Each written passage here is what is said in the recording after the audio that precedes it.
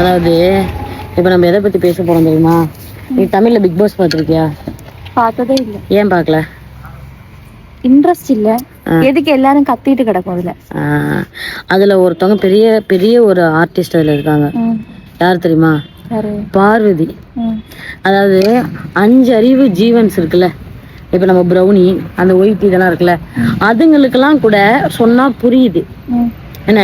ஆனா அங்க உள்ள ஒரு ஜென்மத்துக்கு சுத்தமா புரியவே புரியாது. நீ என்ன சொன்னாலும் புரியாது.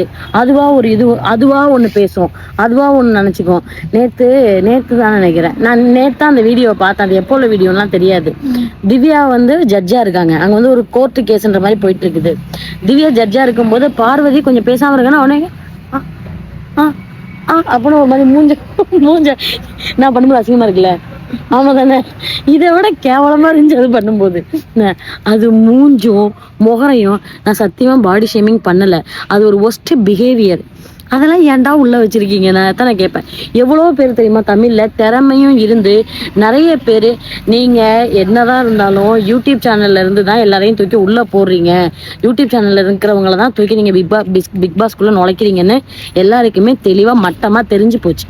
அப்படி நீங்க நுழைச்சி தொலைகிறீங்கன்னா நல்லவங்களை போட வேண்டியதானே? எவ்வளோ பேர், நிறைய பேர் திறமை உள்ளவங்க. ஆமா தானே? நிறைய தனி மலையாளி. ஆனா நீ நிறைய தமிழ் வீடியோஸ் பாக்குற.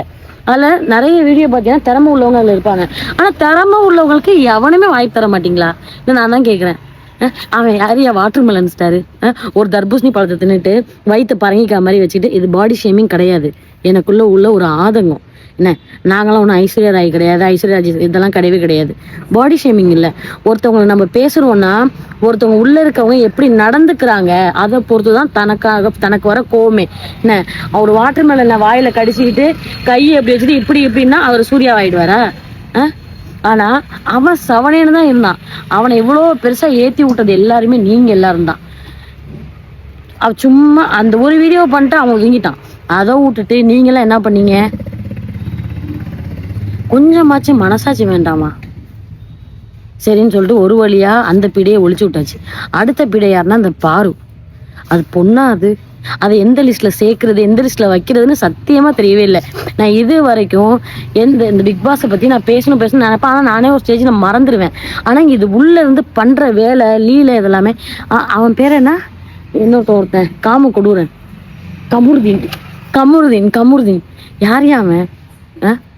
கொஞ்சம் கூட இந்த பிக் பாஸ்க்கு மனசாச்சே இல்லையா? கொஞ்சம் 1% நல்லா இப்பதான் பிரஜின் கொஞ்சம் நல்லா விளாண்டுட்டு இருந்தாரு. அவரை தூக்கி வெளில கடாசிட்டீங்க. இதுங்க ரெண்டும் எங்க கேமராலையோ அங்க ஒதுக்கும்பூர்வமா போய் கசமுசா பண்றதே அதுங்க வேலையா வச்சு தெரியுதுங்க. சீரியஸா சொல்றேன். மைக் எங்க கேமரா இல்லையோ, நீ தப்பா மைண்டு கொண்டு போவாத. எங்க கேமரா இல்லையோ அங்க போய் நின்றுட்டு பேசுறது, டே ஹோண்டா சுசிக்கின்ட்டு. கொஞ்சம் கூட இவ்வளோ பேர் வெளியில எத்தனை பேர் பாக்குறாங்களே, இவ்வளோ கூடி மக்கள் வெளியில பாக்குதே, கொஞ்சமாச்சும் அறிவுன்ற ஒண்ணு ஆண்டவன் அந்த பார்வதிக்கு வச்சு எழுதவே இல்லையா? இந்த கமுருதிக்கு வச்சு எழுதவே இல்லையா? அந்த திவ்யா பொண்ணு வந்து அதோட கஷ்டத்தை அது வந்து ஒரு மாதிரி கமுருதீன் பேசினதுனால அந்த பொண்ணு வந்து அழுது. அதுக்கு போய் அவன் சிரிக்கிறான். அவன் என்ன மனுஷன்? சிரிக்கும் போது அப்படியே ரத்னா கண்ட்ரோல் அப்படின்ற மாதிரி அவ்வளவு கோவம் வருது அவங்க 2 பேரையும் பார்த்தாலே. என்ன, தயவு செஞ்சு மனசாட்சியோட ஓட்டு போடுங்க. நீங்க ஓட்டு போட்டாலும் அங்க யாரை தூக்கணும் வைக்கணும்ன்றத அவங்க முடிவு பண்றதுதான். சரியா? நம்ம ஓட்டு போடுறது வேஸ்ட். நீங்க யாருமே பார்க்காதீங்க. அப்படி இல்லையா மொத்தமா எல்லாரும் ரிஜெக்ட் பண்றத மத்த எல்லாரையும் விட்டுட்டு இந்த பார்வதிக்கும் கம்முக்கும் மட்டும் அவங்க வெளியில வந்து லவ் பண்ணட்டும். உள்ள லவ் பண்றதுக்கான இடத்த பிக் பாஸ் கொடுக்கவே இல்லையே. வெளியில வந்து தாராளமா லவ் பண்ணட்டும், ஊர் சுத்தட்டும். எங்க கேமரா ரோட்ல எங்க கேமரா இல்லையா அந்த கேமரா பக்கத்து ஒதுங்கட்டும். யாரும் வேணாம்னு சொல்லவே இல்லை. இன்னைக்கு ஒரு கேஸ் மாதிரி ஒன்று இது பண்ணாங்க. அந்த கேஸ்ல வந்து எல்லாரும் வெளில வந்துட்டாங்க. உள்ள லைட்லாம் ஆஃப் ஆயிடுச்சு. வெளில வந்து கமுருதீன் உள்ள பார்வதி திரும்ப உள்ள போயிட்டான். அதுக்கப்புறம் பிக் பாஸ் கமுருதீன் பார்வதி அப்படின்னதுக்கு அப்புறம் 2 பேரும் வெளில வருதுங்க ஊர்ந்துக்கிட்டு. எப்பா டே, இதோட இது எத்தனாவது சீசன்? 9வது சீசன் நினைக்கிறேன். சத்தியமா முடியல. சத்தியமா முடியல. ஒண்ணு நீங்க போடுறீங்க, ஃபர்ஸ்ட் சீசன் தான் பெஸ்ட் என்னைக்குமே. ஓவியா ஜூலி 2 பேருக்கும் காம்படிஷன் அப்படி இருந்தது பார்க்க. இப்பெல்லாம் குப்பை மாதிரி ஆயிப்போச்சு.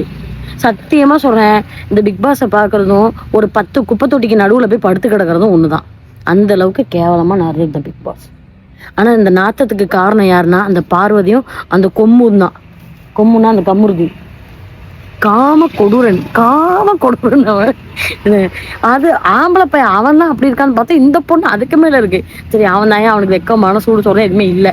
சரி அட்லீஸ்ட் இந்த பொண்ணுக்காவது இருக்குமேன்னு பார்த்தா இதுக்கு ஆண்டவன் வச்சு எழுதலை, கொஞ்சம் கூட வச்சு எழுதலை. சனிக்கிழமை நாளைக்கு வெயிட் பண்ணிட்டு இருக்கேன். ஏன்னா விஜய் சேதுபதி வந்து என்ன கேட்க போறாங்க அப்படின்ற ஒரு இதுக்காக மட்டும்தான் வெயிட்டிங். ஆனா இந்த மாதிரி ஒரு பிக் பாஸ் நான் சத்தியமா நான் பார்க்கவே இல்லை. இது மாதிரி பண்றது ரொம்ப ரொம்ப ரொம்ப ரொம்ப தப்பு. ஏன்னா இவங்க 2 பேரும் பண்றது வெளியில வந்து குழந்தைங்க பெரியவங்க எல்லாருமே பாக்குறாங்க. அப்போ அந்த எல்லாம் இந்த பிக் பாஸ்ன்றனால குடும்பத்தோட தான் உட்காந்து அதை பார்ப்பாங்க. அப்படி பார்க்கும்போது இதுங்க 2 கொஞ்சிக்கிட்டு கட்டி பிடிச்சிட்டு லவ் பண்ணிட்டு முத்தம் கொடுத்துக்கிட்டு, அதாவது இதை பார்த்துதான் குழந்தைங்க கெட்டு போறாங்கன்றத நான் சொல்லலை. குழந்தைங்க தனிப்பட்ட விதமா பாக்குறது வேற, ஆனா ஃபேமிலியோட உட்காந்து பார்க்கும்போது இந்த மாதிரி கழிச்சடைங்க பண்றது வேற. இதுங்க 2 குப்பைங்க, உள்ள இருக்க அந்த 2மே குப்பைங்க. என்ன அந்த குப்பையை வச்சுட்டு தான் அவனுங்க அந்த சீசனே ஓட்டுறானுங்க. பிக் பாஸை பொறுத்த வரைக்கும் என்ன, அங்க வந்து டிஆர்பி ஏறினா போதும். அந்த டிஆர்பி யாரால ஏறுது? இந்த இப்போ வரைக்கும் பாருங்க, நான் அந்த பார்வதியை பார்த்தா கோவப்பட்டு பேசிட்டு இருக்கேன். அப்போ அந்த டிஆர்பி அங்கதான் ஏறும். அப்போ அவங்கள பொறுத்த வரைக்கும் யார் அங்க அதிகமா சண்டை போடுறாங்களோ அவங்கள அங்க வச்சுக்க தான் செய்வாங்க. இத்தனை பேர் பிக் பாஸ்ல விஜய் சேதுபதி பேசும்போது அவ்வளோ பேர் உட்காந்து வேடிக்கை பாக்குறீங்கல்ல அந்த ஸ்டேஜ்ல. அதுல யாராவது ஒருத்தர் இந்த வீடியோ பார்த்தா போதும், உட்காந்து அத்தனை பேர் பாக்குறீங்கல்ல, அவங்க யாராச்சும் ஒரு நாளாச்சும் எழுந்து நின்று கேள்வின்னு ஒண்ணு கேட்டிருப்பீங்களா? அவர் வந்து வணக்கம் சொன்னோன்னே இங்க எல்லாருக்கும் 34 பல்லும் பல்பு டியூப் லைட் போட்ட மாதிரி எரியுது. வெளியில உட்காந்து பாக்குற எங்களுக்கு உடம்பெல்லாம் எரியுது. என்ன மனுஷங்க நீங்களாம்? எல்லாரும் உட்காந்து ட்ரோல் பண்ண வேண்டாம். ட்ரோல் பண்ணாம அதுக்கு இது எப்படி சமாளிக்கிறது சத்தியமா தெரிலதான். இந்த வாரம் எப்படியாவது இந்த பீடைங்க ஒளிஞ்சிருச்சிங்கன்னா கொஞ்சம் நிம்மதியா இருக்கும்னு நினைக்கிறேன். நான் இப்பதான் பார்க்க ஆரம்பிச்சேன். எனக்கு இவ்வளவு கோவம் வருதுன்னா, இவ்வளவு நாளா 69 நாள் என்னமோ சொன்னாங்க. அந்த நாளா பார்த்தவங்களுக்கு எல்லாம் பெரிய கும்பிடுதான். டாட்டா பை பை, see you.